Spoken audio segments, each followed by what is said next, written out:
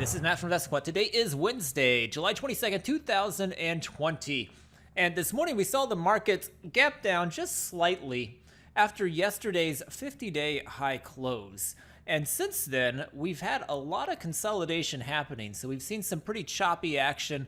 We pushed higher off the close, quickly filled the gap, and made some decent moves on the upside, which were given up and then retraced again, and now we are starting to give them back up. So we've seen a lot of two-way action here throughout the day, and we are currently working with an inside day in the ES and the YM. We are not inside on the NASDAQ or Russell, but two of these are inside day patterns at the time of this recording. So what I want to do is take a look at what has happened historically after an inside day that's filled the gap that is on the heels of a 50-day high close. So let's take a look at that and see what has happened going into the close. I'm going to look at all four instruments for this study. The setup is going to be intraday time-based, and we will use this 3 p.m. Eastern Time entry. Trade type is going to be long, so long at 3 p.m. Eastern Time. The exit is going to be at 4:15 p.m. Eastern Time. I'm not going to use any opening filters just to try to keep as many samples as possible.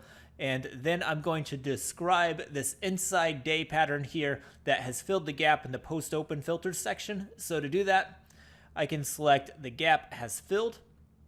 The intraday high is not greater than the prior day high, and the intraday low is not less than the prior day low. Then I can go into price patterns and say that yesterday was a 50-day high close. Then I can click View Results.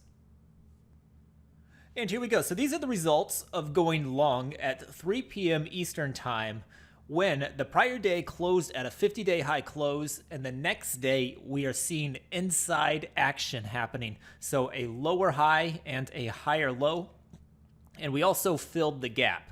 So all of that stuff is currently true at the time of this recording. 82 samples in the ES, 78 in the NASDAQ, 76 in the YM, 59 in the Russell. So decent sample sizes for that type of pattern. And win rates on these leaning a little bit more on the bullish side. So ES, 63%. NASDAQ, this is not true for NASDAQ today. Looks like about 2 out of 3 of those have ended up closing above that 3 p.m. price. YM, 58% win rate, and Russell about a 56% win rate. So as a group, these are slightly favoring the long side with this pattern of an inside day that has filled the gap after a 50-day high close. So I don't know if this will be in play at 3 p.m. Eastern Time. It is currently applicable for the market, but that may change as we approach the close. So hopefully you found that interesting. Good luck, and we will see you tomorrow.